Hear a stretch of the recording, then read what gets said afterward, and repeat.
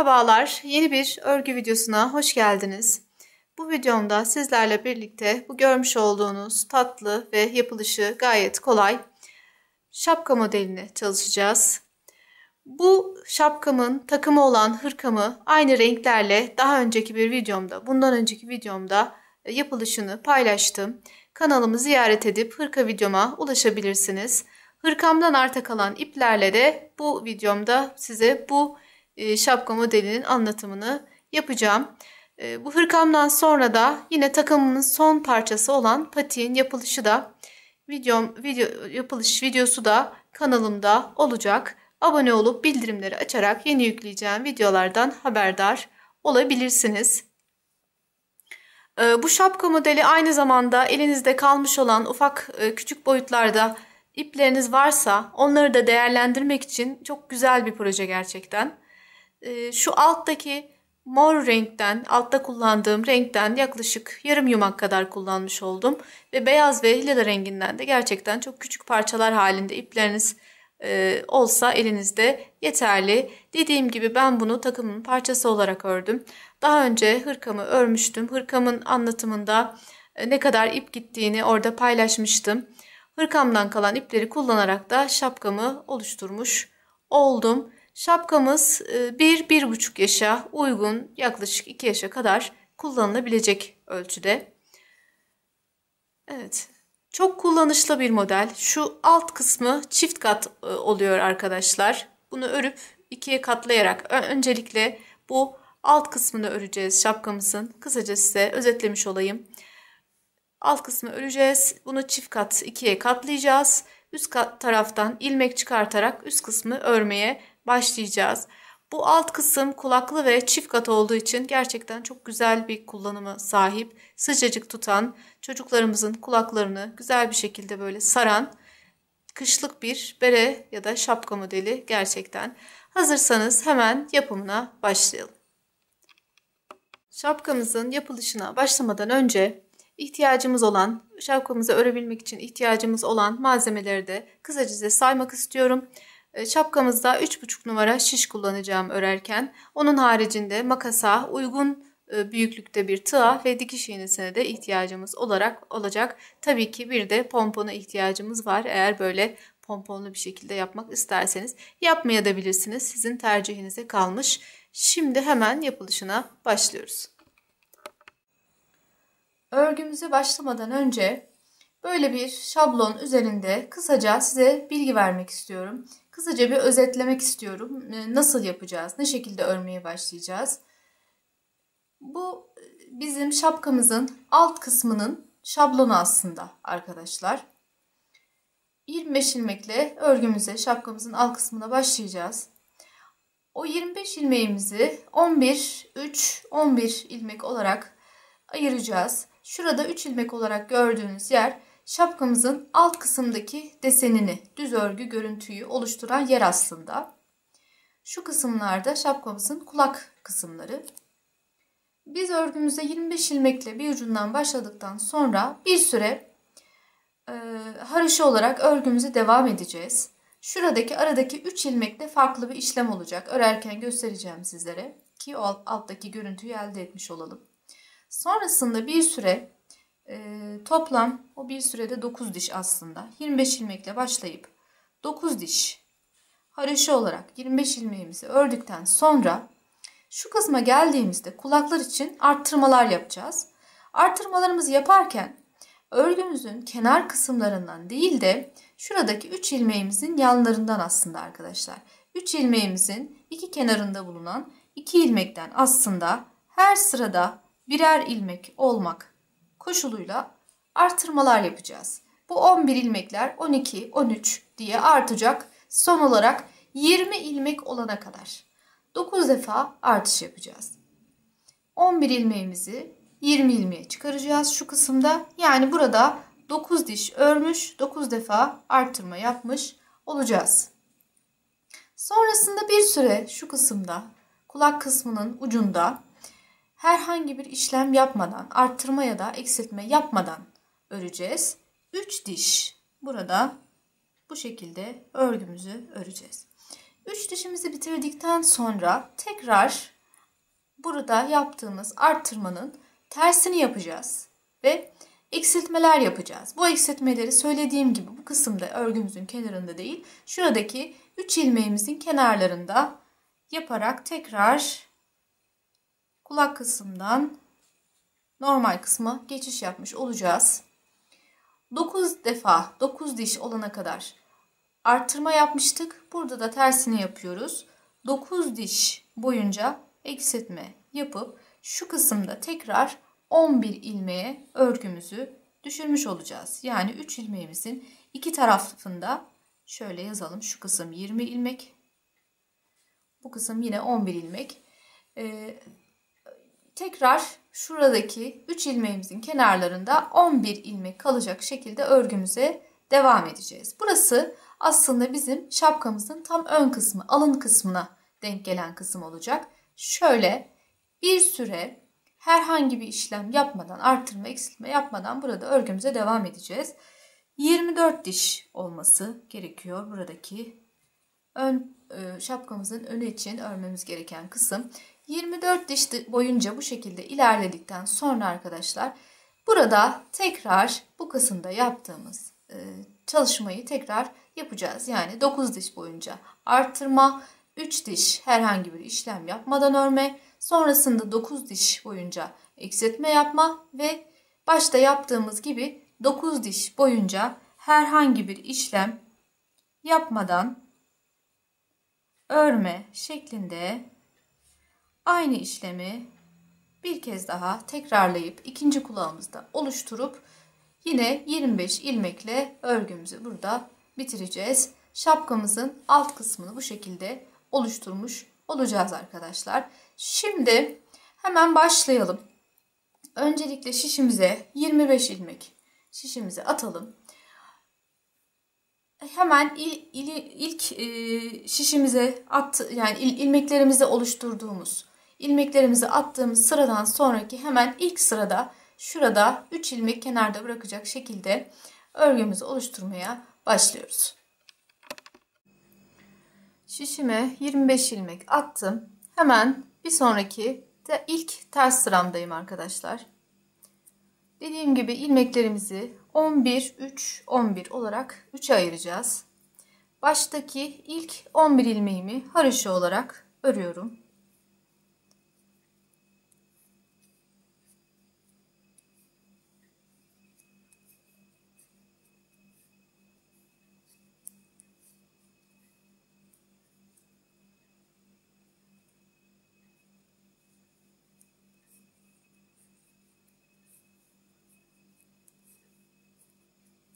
On 11 ilmeğimi ördüm.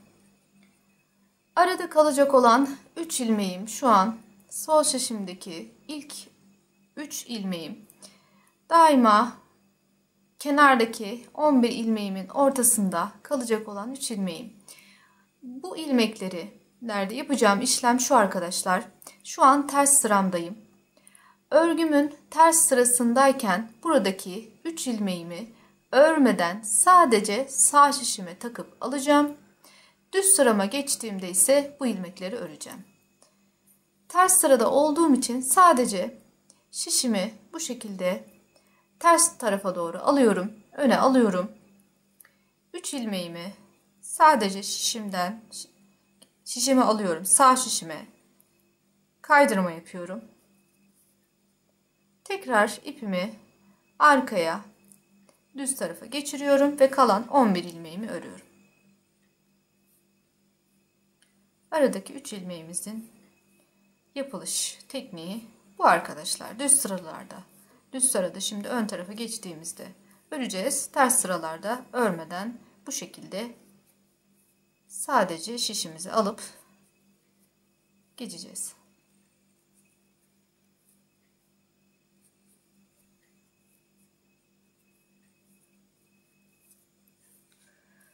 Düz sırama geçtim. Şimdi şişimin üzerindeki bütün ilmeklerimi söylediğim gibi haroşa olarak örüyorum ve sıramı tamamlıyorum.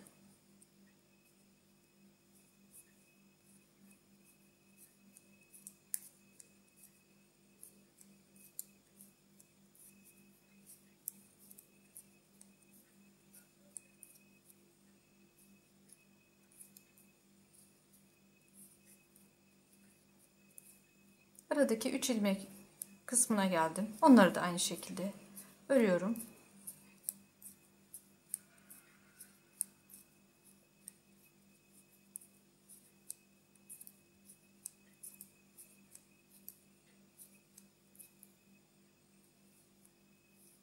Tekrar ters sırama geldim. Söylediğim gibi ters sırada işlemimi tekrarlayacağım. Baştaki 11 ilmeğimi haroşa olarak öreceğim. Bu arada örgümüzün kenar kısımlarının daima tırtık olacak şekilde kalmasına da dikkat edelim. Haroşa örgülerimizde daima kenarları tırtık olacak şekilde bırakıyoruz.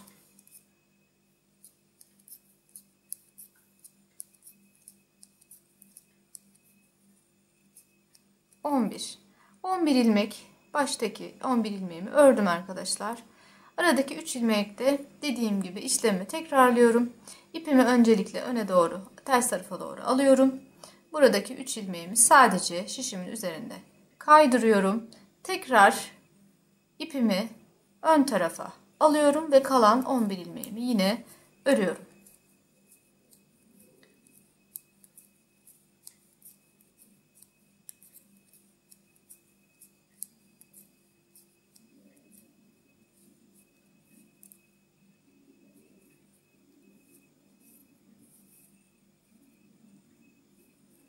Birlikte 2 diş örmüş olduk arkadaşlar.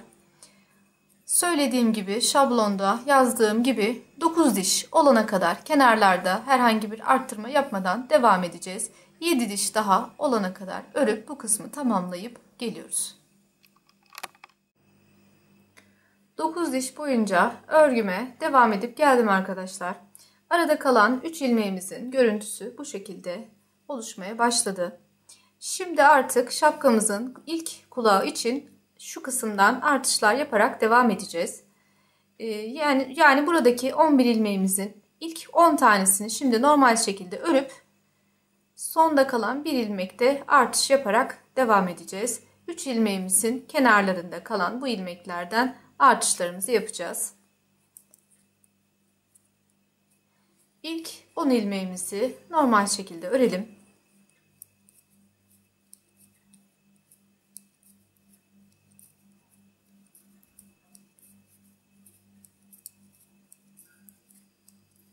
Evet. Şimdi aradaki 3 ilmeğimin hemen önündeki son kalan ilmeğime geldim. Bu ilmeğimi 2 defa örerek bir ilmekten 2 ilmek çıkararak burada bir artış sağlamış olacağım. Ne şekilde yapıyoruz bunu? Şimdi normal şekilde ilmeğimizi bu şekilde önden örüyor şekilde bir defa aslında örüyoruz. Bu şekilde örüyoruz. Ama ipimizi sol şişimizden ilmeğimizi çıkarmıyoruz. İlmeğimizi çıkarmadan bakın bir de bu şekilde şöyle ilmeğimizin arka kısmından şişimizi geçiriyoruz ve bir de bu yönden arkadan aynı ilmeği örmüş oluyoruz ve şişimizden çıkarıyoruz. Bir ilmekten 2 ilmek elde etmiş oluyoruz bu yöntemle. Arada kalan 3 ilmeğimizi örüyoruz. Yanındaki 3 ilmeğin hemen solundaki ilmekte aynı işlemi tekrarlayacağız.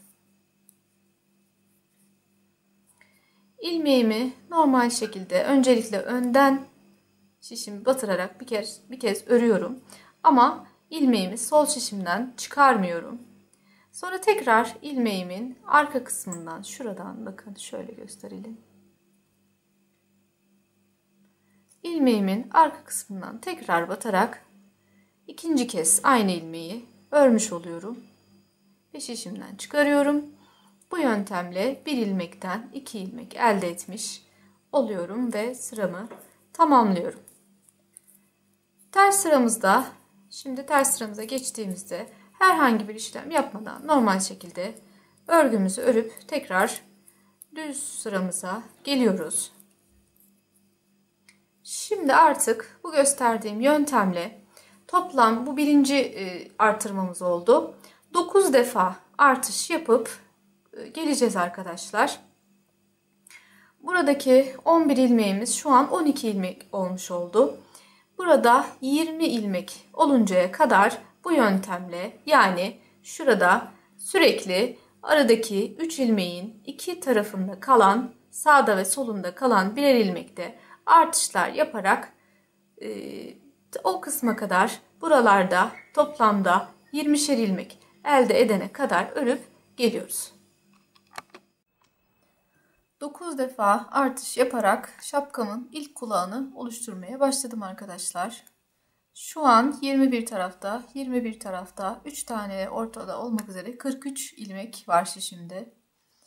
Şöyle katlayıp göstermek istiyorum size. Gördüğünüz gibi şu kısımda ilk kulağımız oluşmaya başladı. Şimdi bu kulağımızın orta kısmında 3 diş herhangi bir işlem yapmadan örüp geliyoruz. 3 diş boyunca herhangi bir işlem yapmadan örüp geldim arkadaşlar. Şu an burada ilk dişten itibaren saydığımızda toplamda 21 diş örmüş olmamız gerekiyor. Şapkamızın bu orta kısmını oluşturmuş olduk. Şimdi arttırma işlemimizin tersini yapacağız. Yani 9 defa eksiltme yaparak kulağımızı tamamlayacağız.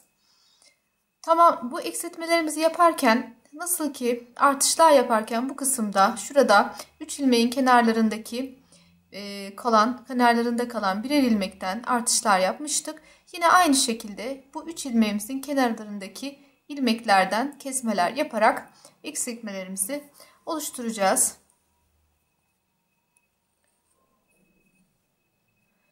Baştan itibaren örmeye başlıyorum. 3 ilmeğimin yanında 2 ilmek kalana kadar normal şekilde örgümü örüyorum.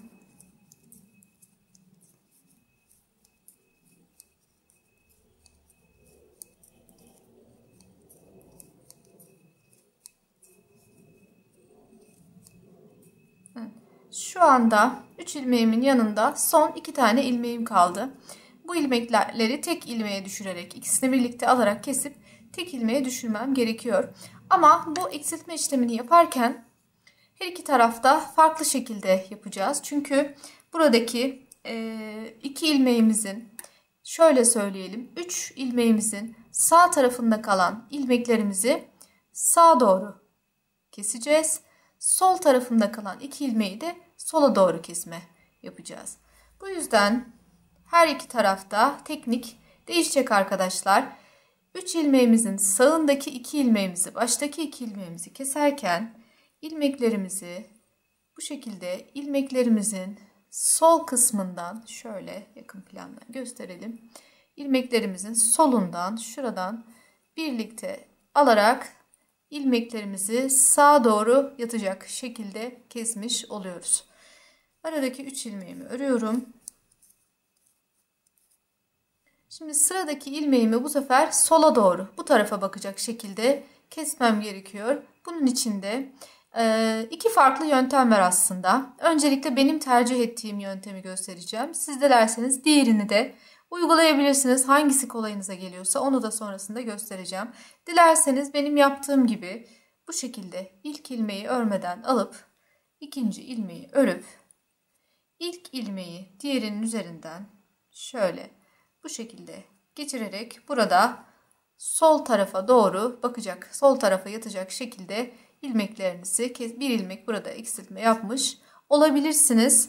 Ya da şu yöntem de aynı şekilde uygulanıyor. Tekrar ilmeklerimi alıp onu da size göstermek istiyorum. Yani sizin eliniz buna yatkınsa elbette bununla da devam edebilirsiniz. Şu şekilde ilmeklerimizin yönünü çevirip sonrasında 2 ilmeğimizi böyle bu yönden düz örer gibi birlikte alıp yine aynı şekilde kesmemizi yapabiliriz arkadaşlar. Görüntü açısından, duruş açısından hiçbir şey fark etmeyecektir. Siz hangisi sizin için kolaysa, hangisine eliniz alışkınsa onunla kesmenizi yaparak devam edebilirsiniz. Ve devam ediyorum. Sıra sonuna kadar ilmeklerimi örüyorum. Şimdi ilk kesme işlemimizi yapmış olduk. 8 tane daha yapalım. Toplam 9 defa eksiltme yapıp ilmek sayımızı tekrar 25'e düşürüp geliyoruz. 9 defa eksiltmemi tamamlayarak ilk kulağımı oluşturmuş oldum arkadaşlar. Şöyle. Şimdi artık şapkamızın öne gelecek alın kısmına gelecek olan kısmındayız. Şablon üzerinde şöyle göstermek istiyorum size. Şu an biz şu kısma geldik. Şimdi buraya bir işaretleyici takalım. Bu işaretleyiciden itibaren 24 diş herhangi bir işlem yapmadan öreceğiz ve şapkamızın ön kısmını oluşturmuş olacağız. 24 dişimizi tamamladıktan sonra diğer kulağımız için aynı işlemleri tekrar edeceğiz. O kulağımızı da bitirdikten sonra başta olduğu gibi 9 diş daha örüp şapkamızın alt kısmını tamamlamış olacağız arkadaşlar. Bütün işlemlerimizi yapıp oraya kadar örüp geliyoruz. Şapkamın alt kısmını şemamı takip ederek tamamladım arkadaşlar. Şimdi buradaki son eksiltmeden sonra 9 diş işlem yapmadan ördüm. En başta yaptığım gibi ve şimdi kesimini yapıp tamamlamış olacağım. Örerek kesme tekniğini kullanarak ilmeklerimi keseceğim.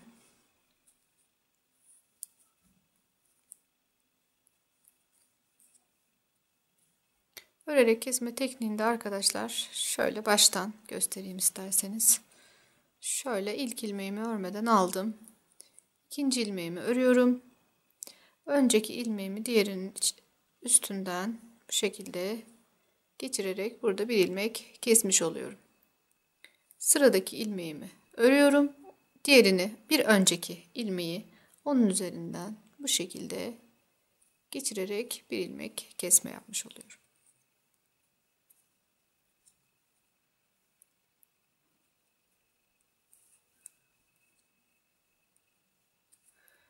İlmeklerimi bu şekilde kesip geliyorum. Kesim işlemini yapıp bitirdikten sonra şapkamı bu şekilde ikiye katlıyorum ve şu üst kısmından şuradaki tırtıklardan ilmekler çıkararak üst kısmı oluşturmaya başlayacağım. Normalde burada saydığım zaman 84 tane tırtık olmuş oluyor. Ama ben şapkamın üst kısmı için 90 ilmek çıkaracağım. O yüzden fazladan aralarda ilmekler atmış olacağım. Yani şu tırtıkların ilmeklerimi alırken şöyle şu tırtıkların her birinden şöyle karşılıklı olarak birlikte alacağım. Ama arada bir de mesela 12 tırtıktan sonra arada bir tane atacağım. Her 12 tırtıktan sonra arada bir tane atacağım. Böylece toplamda 90 ilmeğimi bu kısımdan çıkarmış olacağım. Şimdi öncelikle ipimizi şöyle hemen şu kısma sabitleyip başlıyoruz.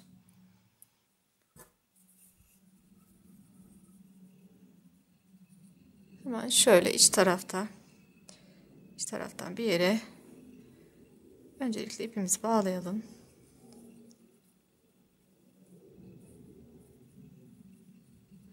Bir tığ kullanarak tığ yardımıyla ilmeklerimi çıkaracağım şimdi. Şöyle yakın plandan bakalım. Şurada görmüş olduğunuz tırtıklar karşılıklı. Bunları birlikte alarak ilmeklerimi oluşturacağım. Şöyle şu ilk baş şöyle olmuş oluyor. Şöyle hemen ilk tığımın içinden tığımı geçirdim. Hemen onun karşısındaki şu tığdan da yine aynı şekilde ilmeğimi geçirip şöyle ipimi buradan alıyorum. Ve buradan bir ilmek çıkarmış oluyorum. Şişime takıyorum. Uzun şişlerimi aldım şimdi. Misinalı ya da uzun şişler fark etmez. Şimdi hemen aynı şekilde hemen yanındaki şu ikinci tırtık buradan bu tırtığımı şöyle üst taraftan hemen şuradan alıyorum. Bu arada biraz gergin tutalım şöyle şişimize çıkmasın. Şöyle hemen şuradakini dediğim gibi alıyorum ve hemen arkada karşısındaki şunun tepesinden de yine tığımın yardımıyla ilmeklerimi alıp bu şekilde çıkarıp şişime takıyorum. Bir kez daha şöyle gösterelim. Hemen şuradan bakın tığımı geçirdim. Arkasından da aynı şekilde şöyle şu kısımdan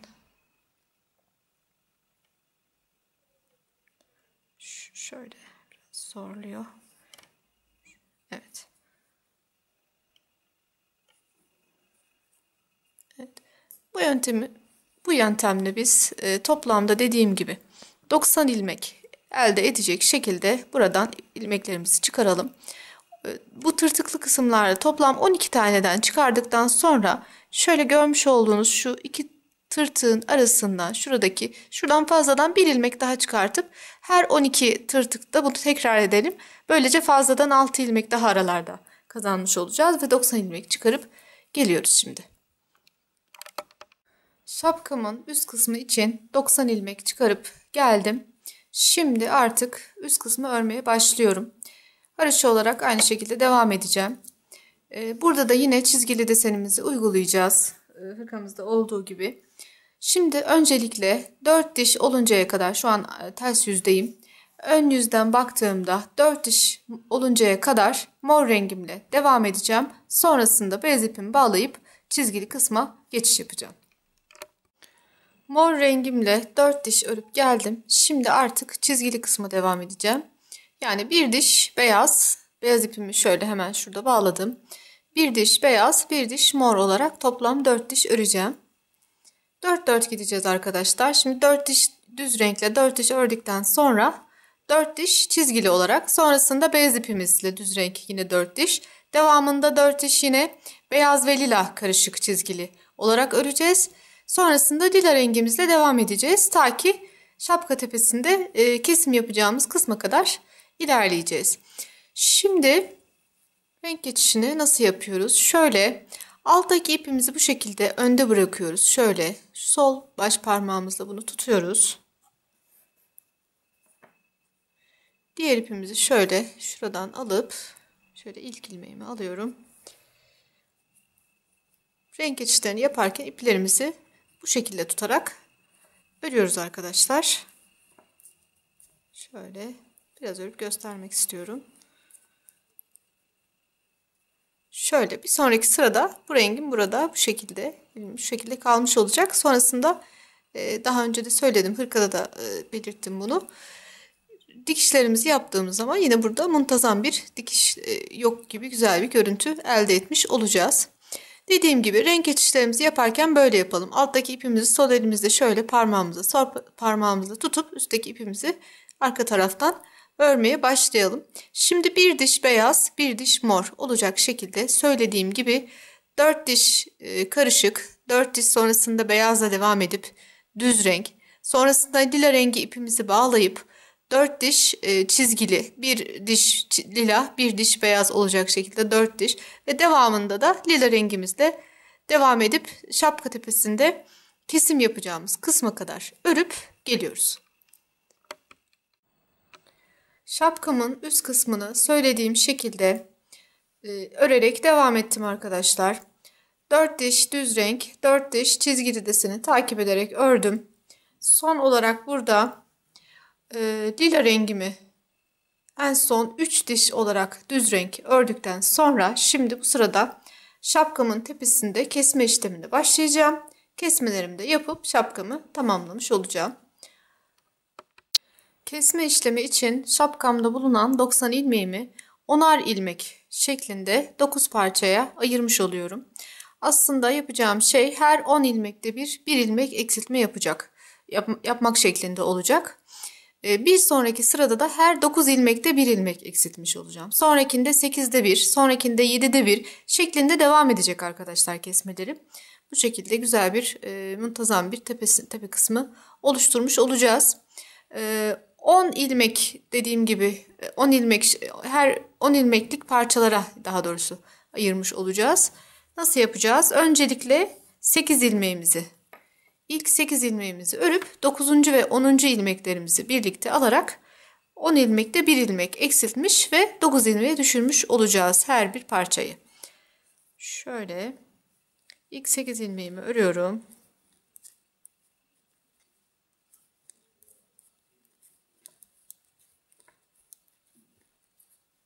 Sekiz ilmek ördüm. Şimdi sıradaki 2 ilmeğimi ilmeklerimin sol kısmından şöyle solundan ikisini birlikte alarak kesiyorum. Her 10 ilmekte dediğim gibi bunu tekrar edeceğim. Yani 8 ilmek örüp sıradaki 2 ilmeğimi birlikte alacağım. 3 tane örmüş oldum şu anda. 4, 5, 6, 7, 8 ilmek ördüm. Sıradaki 2 ilmeğimi ilmeklerimin sol kısmından şuradan birlikte alarak kesiyorum. Sıradaki 8 ilmeğimi örüyorum. 4,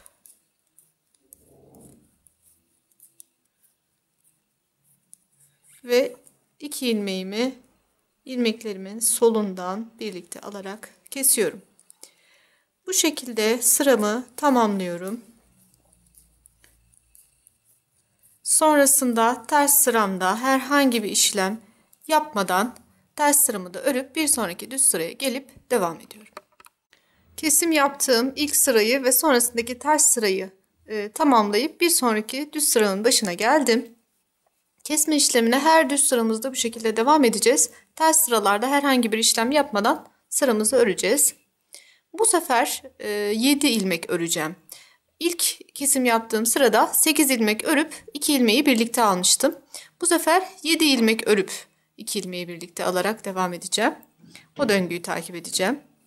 2, 3, 4, 5, 6, 7 ilmeğimi ördüm. Sıradaki 2 ilmeğimi ilmeklerimin sol kısmından şöyle şuradan birlikte alıp tekrar 7 ilmek örüyorum.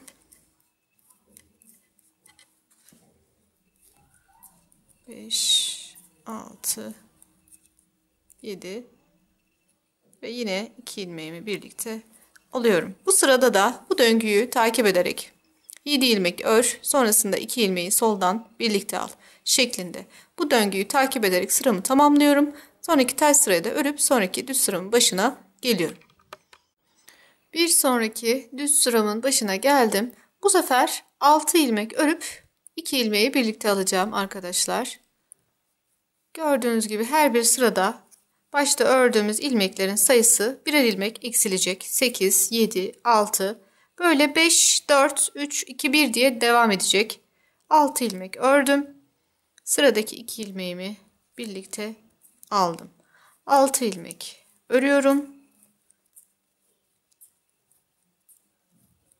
Sıradaki 2 ilmeğimi birlikte alıyorum.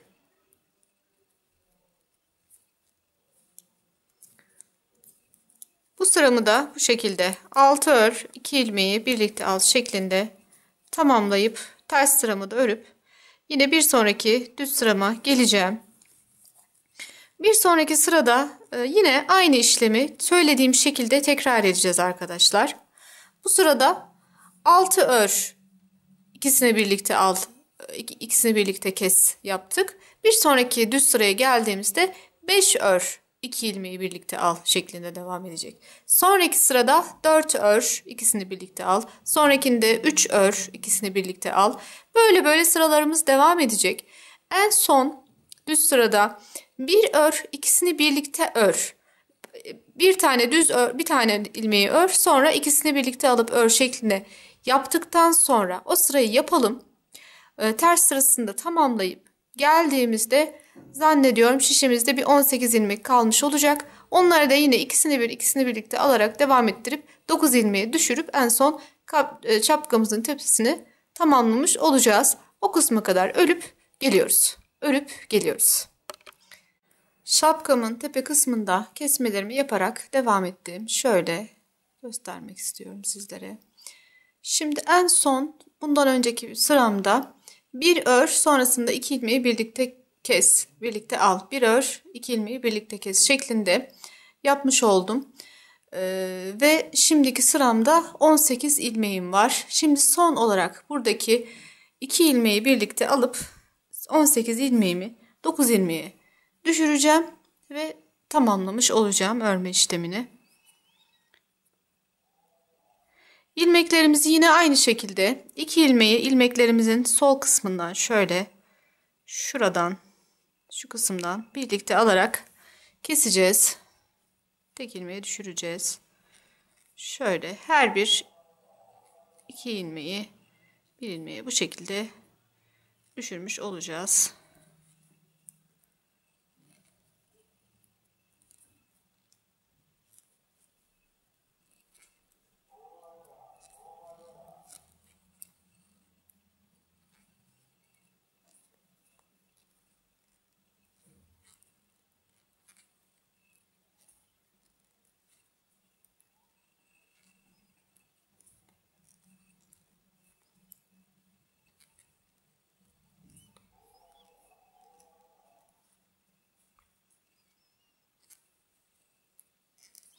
Ve evet, 9 ilmek elde etmiş olduk şişimizde.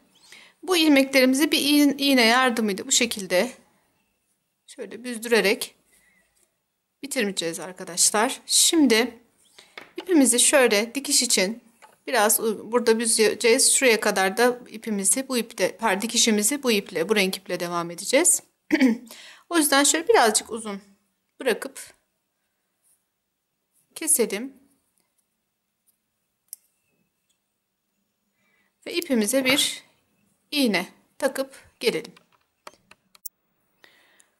İpime iğneme taktım. Dediğim gibi son kalan ilmeklerimizi iğne yardımıyla büzerek alacağız. Şöyle şişimizden şöyle şu şekilde çıkarıp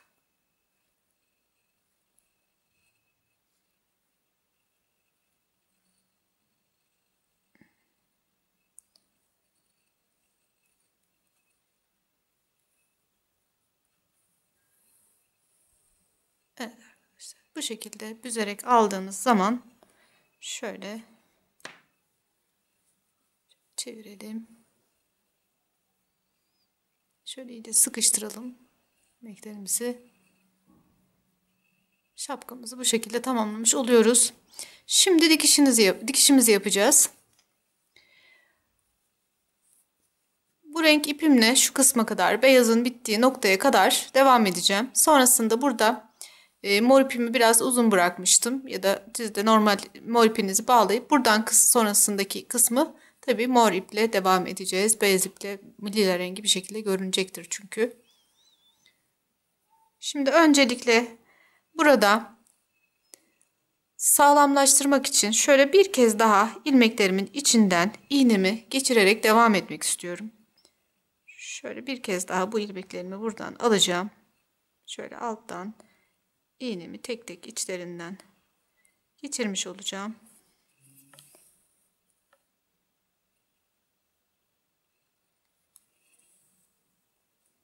Evet. Şimdi artık karşılıklı şuradaki tırtıklardan alarak dikişimi yapacağım.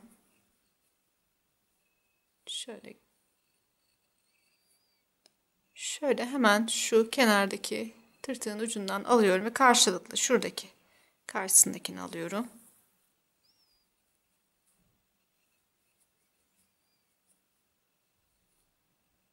Haroşa örgülerimizin kenarlarında dikiş yaparken daima bu yöntemi uyguluyoruz. Öncelikle tabii ki örgümüzü örerken kenarlarda tırtık tırtık şeklinde bırakmamız gerekiyor ilmeklerimizi. Dikişimizi yaparken de böyle karşılıklı şu kenardaki tırtıkları bu şekilde birlikte alarak dikişimizi tamamlıyoruz.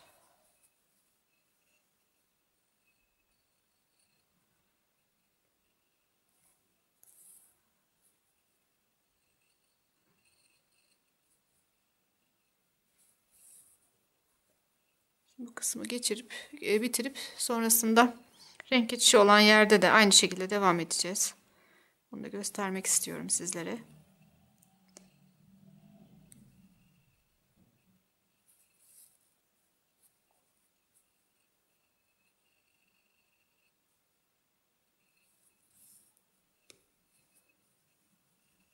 Şöyle bakın. Evet.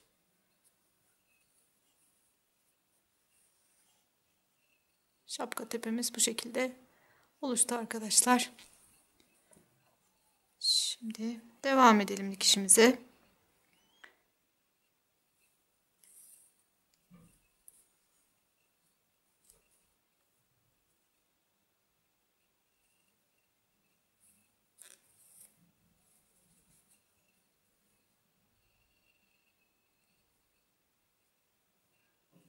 Şimdi son sırada uçta beyaz gözüküyor. O beyazı değil de hemen yanındaki lilayı alalım. Son bir lila sırası olmuş oldu burada. Beyaz ipimize de biraz bu renkte devam edebiliriz. Açık bir renk olduğu için çok gözükmeyecektir zaten. Sıkıntı olmayacaktır. Şöyle hemen beyaz iplerim şu renk geçişinin olduğu yerde de yine aynı şekilde uçtan şöyle tırtıklarımızı alıp devam edeceğiz. Şurada.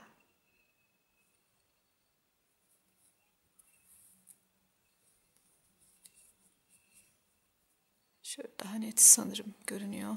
Şöyle göstereyim. Buradan ve şuradan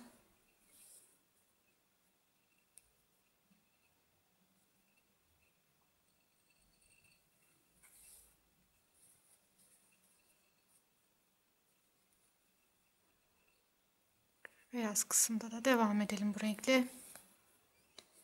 Şöyle bakın. Güzel bir dikiş yokmuş gibi muntazam bir görüntü elde etmiş oluyoruz.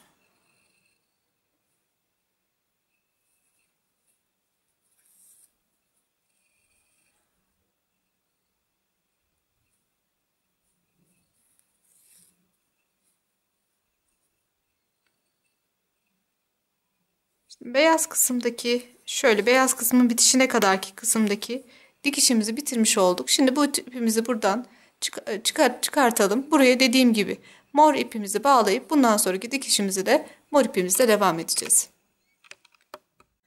İğneme mor ipimi taktım. Aynı şekilde dikiş yapmaya devam ediyorum.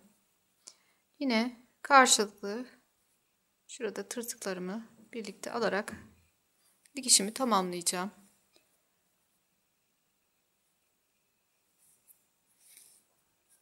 Şu alt kısmına geldiğimde oradaki dikişi size göstermek istiyorum. Ben buraları yapıp geçelim.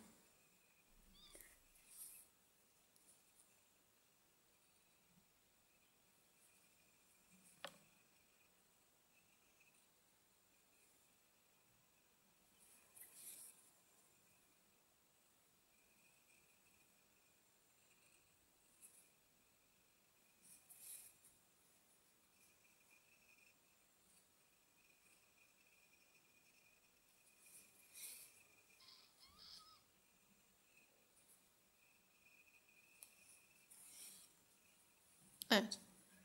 Üst kısımdaki dikişimizi şöyle tamamlamış olduk. Şimdi alt kısımda bu kıvırdığımız kısımda şöyle şuralarda açıklık var gördüğünüz gibi. Bu kısımda dıştan bir dikiş yapacağız. Sonra onu içten sürdüreceğiz. Yani bu şekilde ilerleteceğiz dikişimizi. Hem içten hem dıştan dikiş yapmış olacağız. Şimdi nasıl yapıyoruz? Şöyle karşılıklı şöyle tuttuğumuz zaman şurada başlangıç ve bitiş şeylerini görüyorsunuz, iplerini görüyorsunuz. Buralardan tutarak dikişlerimizi yapacağız. Şöyle şuradan ilk sıra başından ilk şöyle alıyorum.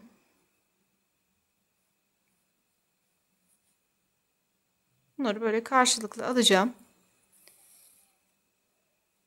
Karşılıklı alırken şöyle buradan oraya, oradan bu tarafa şöyle bakın. Buradan bunu alıyorum. Şimdi ne demek istediğimi uygulamada daha rahat göstereceğim size. Bu sefer de buradan bir sonrakine, yani bunun yanındaki bir sonrakinden diğerine, onun karşısındakine geçiriyorum. Şöyle. Yine aynı şekilde buradan başlıyorum öbürüne. Şöyle yanındaki bir sonraki şu oluyor. Buradan onun karşısına bir o tarafa bir bu tarafa doğru getirmiş oluyorum. Şöyle. Şuradan bu tarafa. Buradan buraya.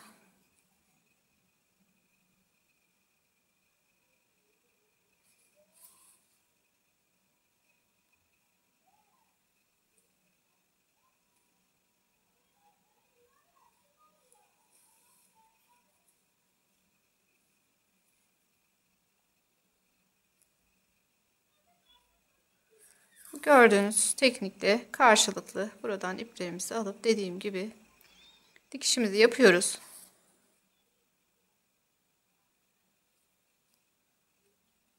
Şöyle. Şu an bu alttaki düz örgü görüntüsü veren kısma geldim. Şöyle göstereyim sizlere. Bu düz örgü olan kısımda da yine aynı şekilde şöyle yapabiliriz arkadaşlar. Buradan bu tarafa ilmeğin şu ucundan şuradan geçirip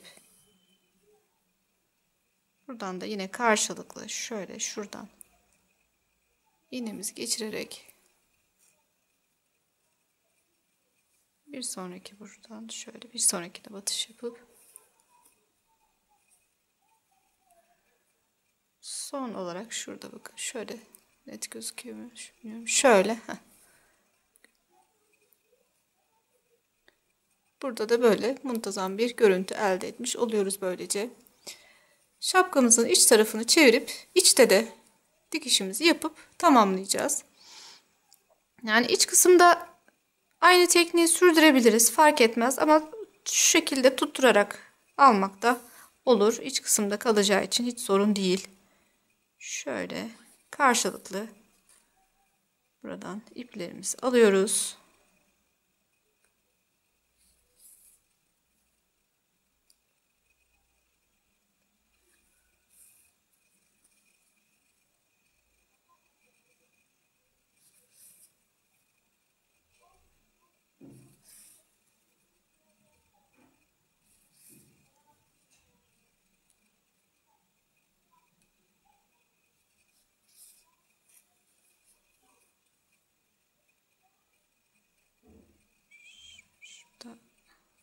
Ucu neresi? Şurası. Şurada son bir tane daha ihtiyaç var. Evet. Ve iç taraftaki dikişimizi de tamamladık arkadaşlar. İğnemizi burada sabitleyelim. Şöyle. Şöyle biraz yürütelim örgümüzde.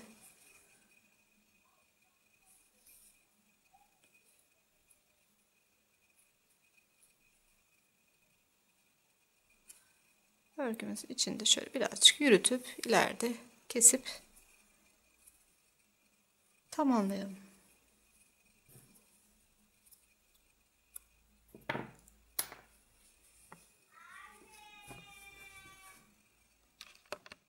Evet, şapkamız gördüğünüz şekilde ortaya çıktı arkadaşlar. Şöyle dikişini bu kısımda tamamladık.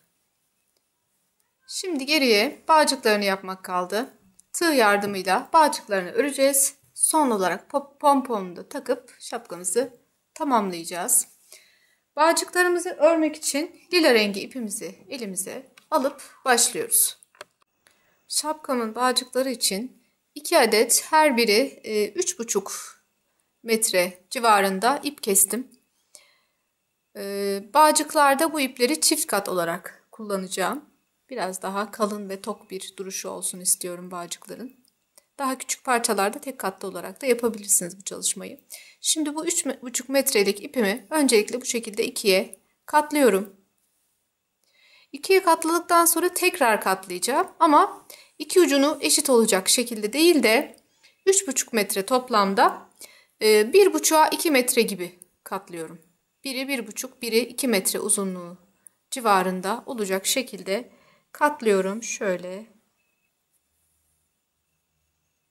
zannediyorum şöyle şu kadar bir fazlalık burada 50 santim kadar kalmış oldu. Bu şekilde tekrar ortasını buluyorum. Kısa olan burası, uzun olan taraf şöyle. Kısa olan tarafı önde, diğer uzun olan kısmı arkada. Birbirini karıştırmamak için şöyle bıraktım. Şu başlangıç noktasını şuraya bırakıyorum. Şimdi şapkamın şöyle dış tarafını alıyorum önüme. Bu kulağımın uç kısmını, şurayı, tam ortayı buluyorum. Ve şuradaki düz örgü görüntüsü olan kısımdan şöyle tığımı geçiriyorum. Bu başlangıç noktası olan ipimi şöyle buradan geçirip alıyorum. Şimdi şu arkadaki daha uzun bırakmış olduğum kısmı şöyle parmağıma doladım. Diğer öndeki ipimin altından bu şekilde parmağımı geçirdim. Şöyle tığımı öndeki ipimin altından geçiriyorum. Diğerinin içinden şöyle alarak buradaki tekniğimi buradaki bağcığımı oluşturmaya başlıyorum. Şöyle biraz elimizle sıkıştırarak burada çok gevşek kalmamasını sağlayabiliriz. Tekrar göstereyim. Şöyle parmağımı öndeki ipimin altından geçirdim. Tığımı böyle altından geçiriyorum. Diğerinin içinden bu şekilde 3 boyutlu bir bağcık ya da ay-cord oluşturmuş oluyorum. 1 2 1 2 böyle 2 basamaklı bir hareket olarak düşünebiliriz. 1 2